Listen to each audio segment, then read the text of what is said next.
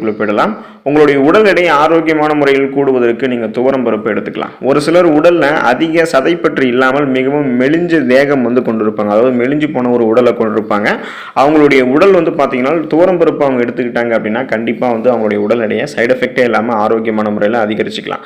அதுக்கு அவங்க பார்த்தீங்கன்னா துவரம் பருப்பை பசு வெண்ணெய் விட்டு வதக்கி அரிசி சாதம் அது கூட பார்த்தீங்கன்னா சாப்பிடும்பொழுது இந்த கலவையோட நீங்கள் சேர்த்து சாப்பிட்டீங்கன்னா இந்த பசுவின் நெய்யையும் கலந்து சாப்பிடும்போது உங்களுடைய மெலிந்த தேகம் எல்லாம் உங்களுடைய உடலில் சதைப்பிடிக்க ஆரம்பிக்கும். உங்களுடைய உடலில் ஒரு ஸ்ட்ராங் கிடைக்க ஆரம்பிக்கும். சைடு எஃபெக்ட் எல்லாமே உங்களுடைய உடல் எடையை நீங்கள் அதிகரிச்சுக்கலாம்.